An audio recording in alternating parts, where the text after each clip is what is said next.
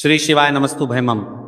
दोस्तों, आप सभी लोग जानते हैं कि 26 सितंबर 2025 यानी शुक्रवार को पड़ रही है शारदीय नवरात्रि के 5वां दिन। इस बार हिंदी पंचांग के अनुसार पंचमी तिथि 26 सितंबर शुक्रवार को सुबह 9:34 से शुरू हो रही है और जिसकी समाप्ति 27 सितंबर शनिवार को दोपहर 12:03 पर होगी। और दोस्तों, ये वह तिथि है जो आश्विन मास में पड़ने वाली सबसे बड़ी तिथि शारदीय नवरात्रि है और इसका बहुत ही बड़ा और विशेष महत्व होता है, क्योंकि पंचमी तिथि में स्कंद माता की पूजा की जाती है। और ऐसे में अगर हम बात करें तिथियों की, तो क्योंकि इस बार एक तिथि बढ़ी हुई है, मां चंद्रघंटा की पूजा के बाद अगले दिन, वैसे तो कुष्मांडा माता की पूजा होनी थी, लेकिन अगले दिन जब कुष्मांडा मां की पूजा होनी थी उस दिन भी तृतीया तिथि विद्यमान थी। इस कारण से तृतीया तिथि 2 दिन पड़ी है और तब वहीं से जो आगे का क्रम है वो थोड़ा सा गड़बड़ा गया।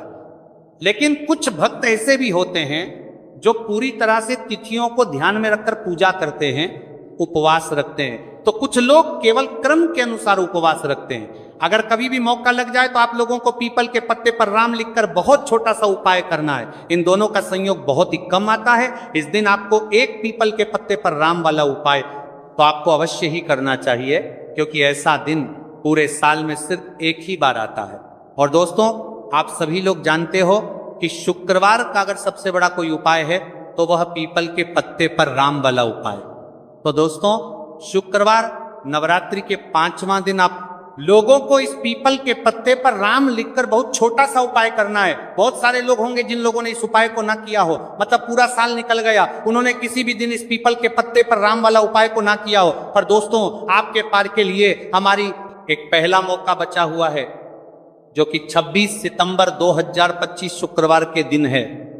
इस दिन आप लोगों को इस वाले उपाय को जरूर कर लेना है। भले ही आपने पूरे भर इस उपाय को ना किया हो, पर अगर आपने इस आश्विन माह के शुक्रवार के दिन अगर इस वाले उपाय को कर लिया तो आपको इस उपाय को करने का वह फल मिलेगा जिसकी आपने कभी कल्पना भी नहीं करी होगी। इसीलिए आप लोग इस वाले उपाय को एक प्रात के बाद जरूर कर लेना है, ताकि आप लोगों के हाथ से ये मौका ना जा सके और आपको इस उपाय को करने का फल मिल सके। दोस्तों, ये उपाय पंडित जी ने अपनी अभी की ही श्री शिव महापुराण की कथा में बताया है जी। इस उपाय को आज हम आपको बहुत अच्छे से समझाने वाले हैं। इस वीडियो को देखने के बाद इस उपाय को समझने के लिए आपको कोई और वीडियो को देखने की जरूरत नहीं पड़ेगी। तो चलिए दोस्तों, उपाय को शुरू करते हैं। देखिए, इस आश्विन माह के शुक्रवार नवरात्रि के 5वां दिन ये इतना खास होता है, इतना महत्वपूर्ण होता है। देखा गया है कभी कभी बड़े बड़े पूजा पाठ अनुष्ठान से जो मनोकामना पूर्ण नहीं होते, वह आश्विन माह के शुक्रवार नवरात्रि के 5वां दिन एक छोटे से उपाय करने से ही आपकी मनोकामना पूर्ण हो जाती है। और बहुत सारे लोगों ने इस उपाय को किया भी है और उनको इस उपाय को करने का फल भी जरूर मिला है। अगर आप लोग भी इस उपाय को करना चाहते हैं तो आप इस उपाय को करना चाहते हैं को पहले अच्छे से समझ लेना, सुन लेना, उसके बाद करना।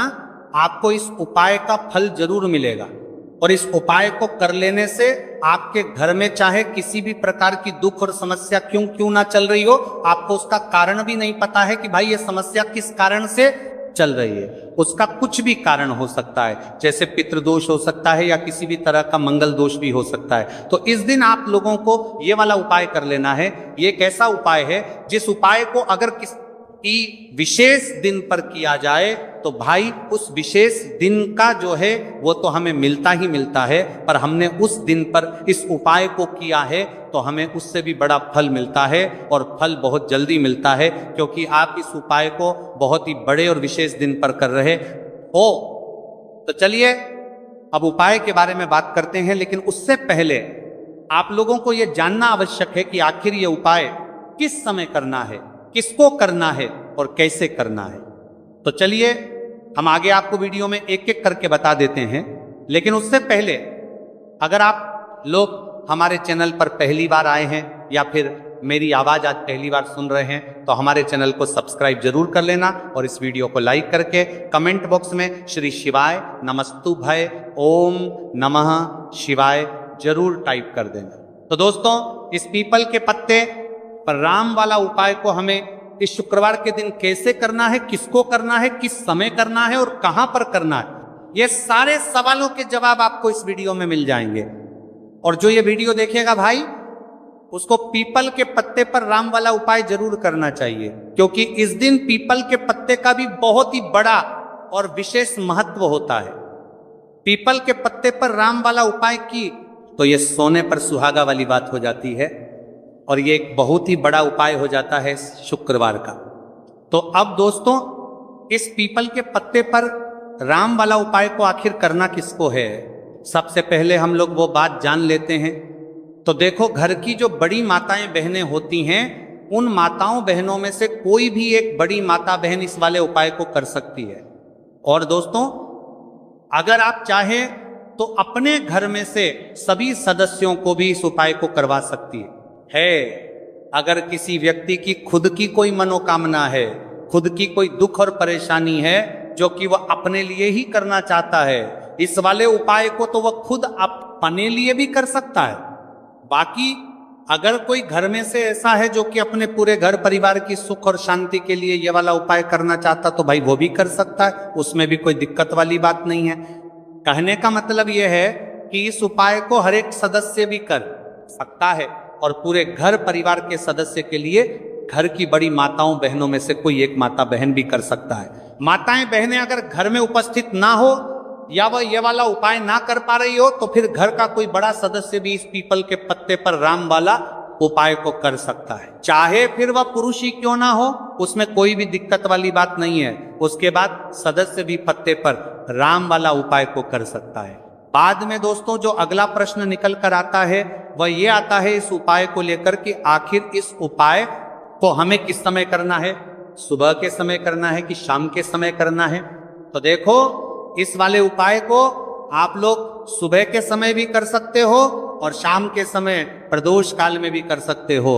अब अगर आप पूछो कि भाई साहब सबसे उत्तम समय कौन रहेगा इस पीपल के पत्ते पर राम वाला उपाय को करने का, तो हम आपसे बस यही कहेंगे कि इस उपाय को आप सुबह के समय करेंगे तो ज्यादा बेहतर होगा। बाकी अगर प्रदोष काल शाम के समय भी करेंगे तो भी अच्छा होगा, उसमें कोई भी दिक्कत वाली बात नहीं है। तो अब दोस्तों, जो अगली सबसे बड़ी और महत्वपूर्ण बात आती है वो ये आती है कि सुबह अगर हम उपाय को करेंगे तो हमें कितने बजे से लेकर कितने बजे तक के बीच में करना है, और शाम के समय प्रदोष काल में करेंगे तो हमें कितने बजे से लेकर कितने बजे के बीच में करना है। तो देखो, सुबह जितनी जल्दी हो सके आप उपाय को करने की कोशिश करना। बाकी अगर किसी कारणवश लेट भी हो जाओ, थोड़ी देर भी हो आए, तो 10 या 11 बजे तक भी आप उपाय कर लेना, पर 12 बजे से ज्यादा देरी ना हो, ठीक है, इस बात का ध्यान रखना। उसके बाद में दोस्तों, अगर शाम के समय प्रदोष काल की बात करें, प्रदोष काल का जो समय है होता है वह शाम के 6 बजे से शुरू हो जाता है। मतलब शाम के 6 बजे से लेकर 7 बजे के बीच का जो समय होता है, यह समय प्रदोष काल का समय होता है। तो आप इस उपाय को 7 या 8 बजे के बीच में भी कर सकते हो। मतलब शाम के 6 बजे से रात 8 बजे के बीच में आप कभी भी इस वाले उपाय को कर सकते हो, उसमें कोई भी दिक्कत वाली बात नहीं है। हमें किसी भी दिन आपको पीपल के पत्ते पर राम लिखकर बहुत छोटा सा उपाय करना है।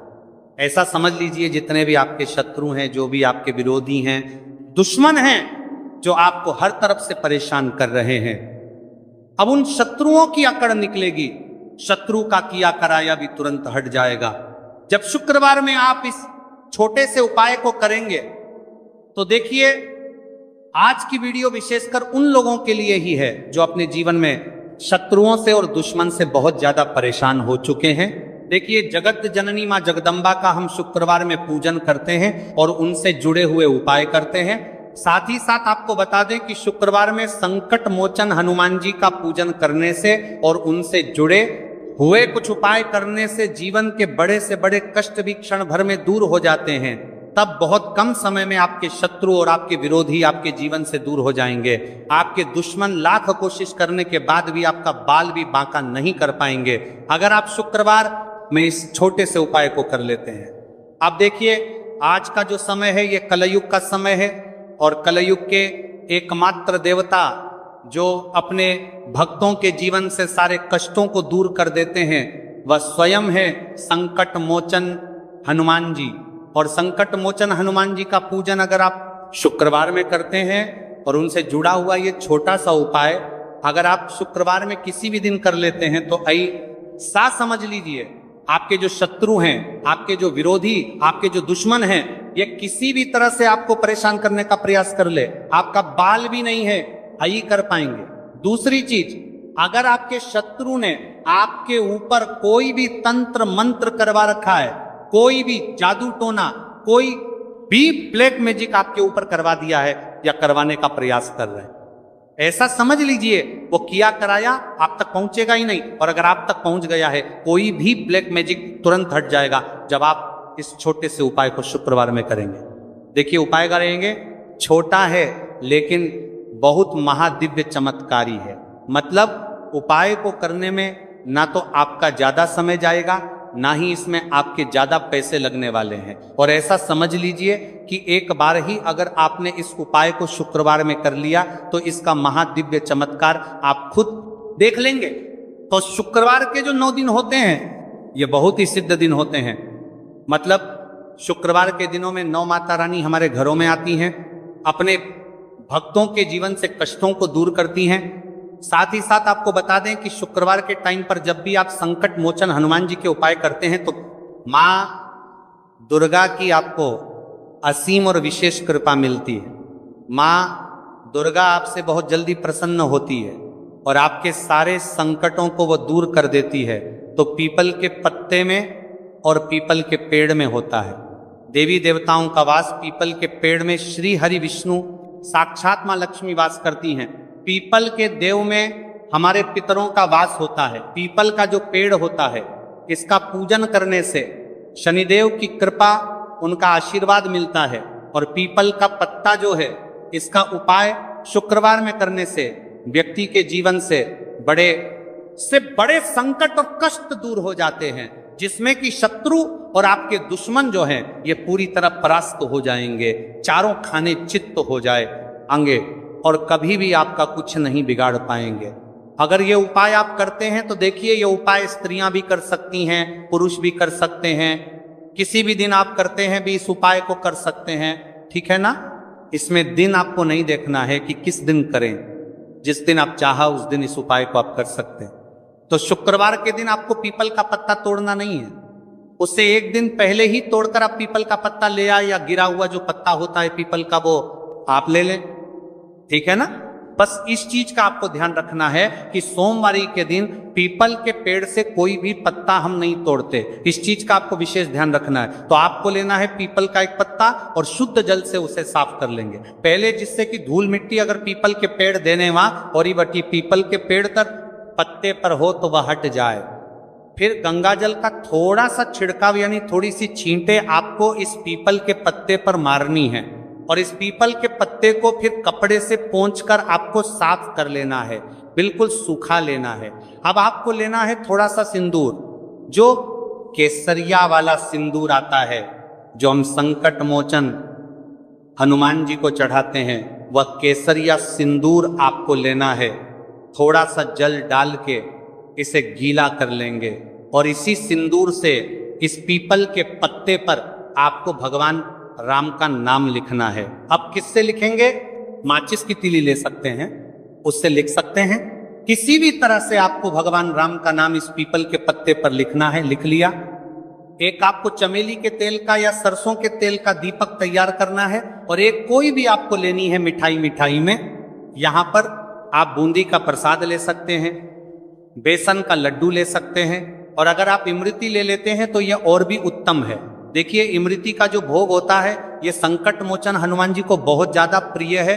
अब ये सारी चीजें लेकर आपको जाना है संकट मोचन हनुमान जी के मंदिर में। तो देखिए सबसे पहले आपको संकट मोचन हनुमान जी के सामने ये दीप प्रज्वलित करना है जो आप लेकर के गए हैं।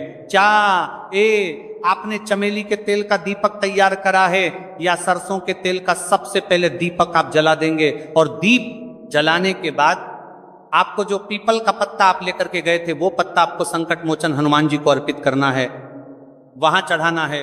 और जो भी भोग में आप लेकर के गए हैं, चाहे आपने बेसन के लड्डू लिए, बूंदी का प्रसाद लिया या फिर इमृति, जो भी कुछ आपने लिया है उसका भोग लगाना है और संकट मोचन हनुमान जी से आपको प्रार्थना करनी है कि हे जगत का कल्याण करने वाले संकट मोचन हनुमान जी, संकटों को हरने वाले मेरे जीवन से शत्रु और दुश्मनों को भी दूर कर दीजिए। शत्रु का किया करा या तंत्र मंत्र सब कुछ हट जाए, ऐसी कृपा मुझ पर कीजिए। इस तरह से आपको प्रार्थना करनी है और 108 बार जय श्री राम, जय सीताराम, जय श्री राम, जय सीताराम, जय श्री राम, जय सीताराम, इस तरह से आपको जयकारा लगाना है, क्योंकि भगवान राम का नाम संकट मोचन हनुमान जी को सबसे ज्यादा प्रियतर जय श्री राम, जय श्री राम, तो जयकारा लगा देंगे। और देखिए, अगर एक बार हनुमान चालीसा पढ़ पाए तो आप एक बार हनुमान चालीसा ऐसा जरूर पढ़ें, ठीक है ना, ज्यादा बार नहीं तो एक बार जरूर पढ़े। जयकारा तो आपको बिल्कुल से लगाना है और इस छोटे से उपाय को किसी भी दिन कर लीजिए, सुबह कर लीजिए, शाम को कर लीजिए, और किसी भी दिन, जैसे शुक्रवार की तिथि जो होती है ना, ये बहुत बड़ी होती है, आप उस दिन भी इस उपाय को कर सकते हैं, जरूर से करें। शत्रुओं और दुश्मन आपके जो विरोधी हैं ये पूरी तरह चारों खानेचित हो जाएंगे और आपका बाल भी वहां का नहीं कर पाएंगे। तो देखिए, इस उपाय को आप 9 दिन भी कर सकते हैं, 2-3 बार भी कर सकते हैं। अगर आप ज्यादा बार नहीं कर पा रहे हैं तो एक बार आपको इस उपाय को जरूर से करना चाहिए। तो देखिए, इस उपाय को करने से जो आपके सामने शत्रु हैं वो अभी परास्त हो जाएंगे। जो पीठ पीछे वार करते हैं, पीठ पीछे तंत्र मंत्र करवाते हैं, है वह शत्रु भी चारों खाने चित्त हो जाएंगे। बस छोटा सा उपाय है, जरूर करें।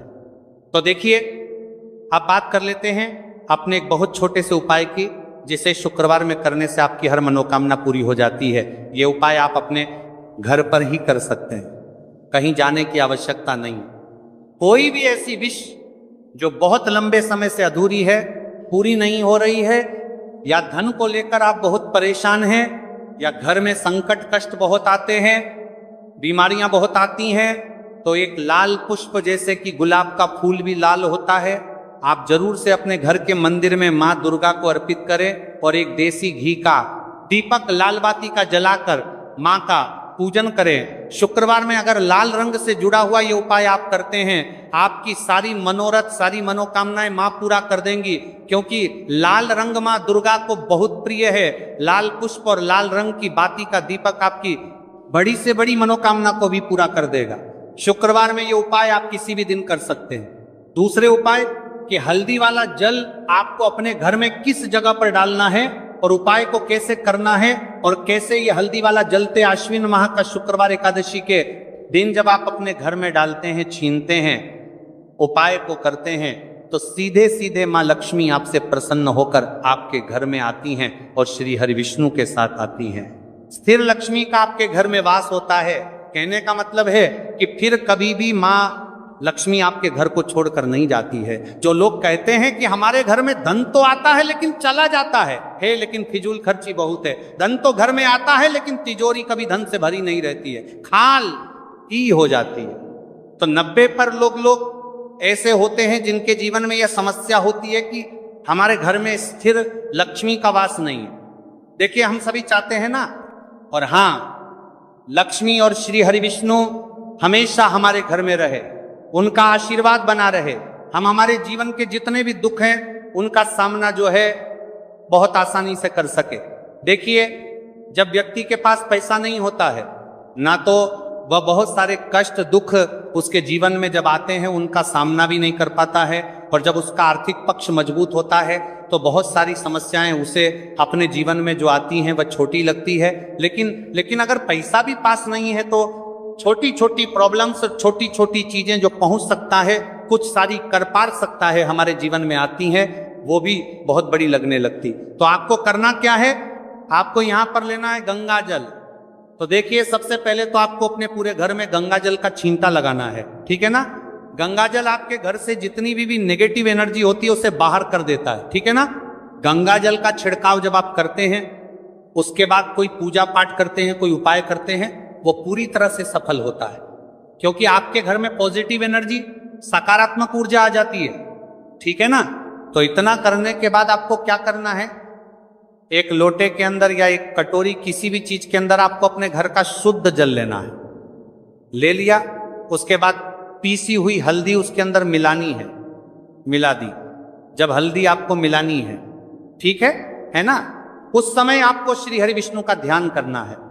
श्री हरि विष्णु से प्रार्थना करनी है कि मेरे घर में धन बढ़े और कभी भी मेरे घर की जो सुख समृद्धि है उसमें कमी ना आए, ठीक है ना। जब आप जल मिला लेंगे, उसके बाद आपको तुलसी का एक पत्ता लेना है।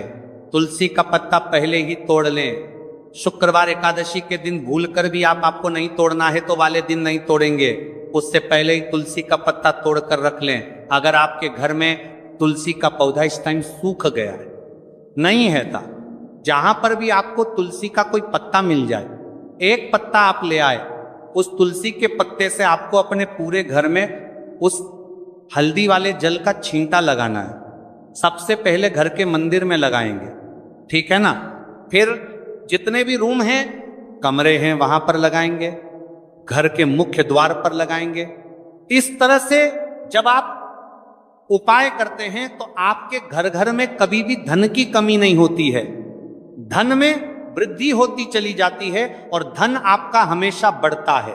देखिए, अगर तुलसी का पत्ता आपको नहीं मिलता है, तब आप किसी भी छोटी सी पूजा वगैरह की जो चम्मच होती है उससे भी छींटा लगा सकते हैं। तो देखिए, जब भी आप अपने घर में शुक्रवार एकादशी के दिन हल्दी के पानी का छींटा लगाते हैं तो इससे श्री हरि विष्णु मां लक्ष्मी के साथ आपके घर में आते हैं और स्थिर रूप से आते हैं।